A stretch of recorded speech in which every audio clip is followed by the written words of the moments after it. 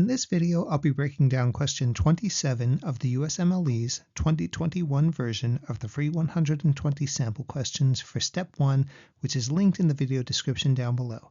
As always, if you haven't taken a look at this question yet, I encourage you to pause the video, try working through this question on your own, and then come back here and check out the breakdown.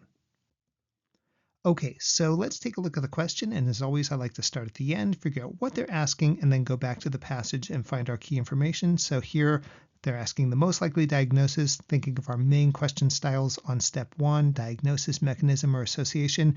Clearly, this is a diagnosis question. So let's go up to the passage and find our information. So we've got someone comes in they've been having episodes of fainting, syncope, and they're easily fatigued. Okay, I'm not sure if that helps me a whole ton. And then, okay, pulse is 40, so that's pretty significant.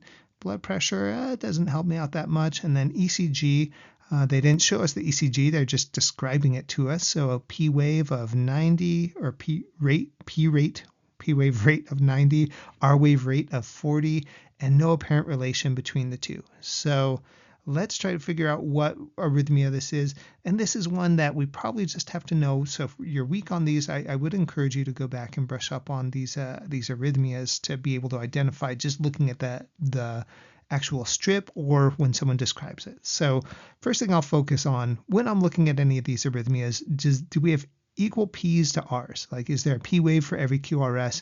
In this case, no. So it sounds like we have more than double the P waves. So right away, I know that it can't be A and it can't be B, because A is that where we just have a long PR but no other problem. B, we have the RSR like in V1, V2, but other than that, like we should still have a P to every QRS. And so both of those cannot be right. Now C, D, and E. So these are the ones that have, I guess, an altered P to R ratio, where there's more P waves than R waves, or we're missing some QRSs. And so here, what I remember, and if we don't remember these, I think we just have to. So C, now if you didn't remember anything, I think you're just down to guessing between these three. So I'll leave it at that. I'm not sure how else I would narrow this down besides that. But if we remember this is like our longer drop. That's our type 1, longer drop.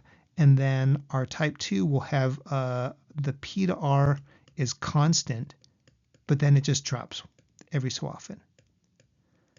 And so those are those two. And then third degree is where the AV node is basically completely out. The P wave and the R wave aren't even talking to each other. They'll be regular in relation to each other. So like P to P will be constant, R to R will be constant, but there's no relationship between the two. And so the best description I've heard of these was from someone, Diane Birnbaumer, over at Harbor UCLA, and I'll post a link to a video where she describes these if you want to learn a little bit more about heart blocks and get better at these. But it's basically like two people in a failed relationship who are still living together, but they're not really talking to each other, not paying attention to who's coming and going. They're just going about their own separate lives. And so that's kind of our third degree heart block there. So this is one where I think it's a diagnosis. There's not a lot mechanistically other than ruling out A and B that we could use to help us out here if you don't know what these are. So just important, and I think it's very high yield to be able to recognize these heart blocks if you were to see them on test A. So that's how I would break down this question. I hope this was helpful. If you like this video, check out some of the other videos in this series. And as always, I hope this helps you out on test day.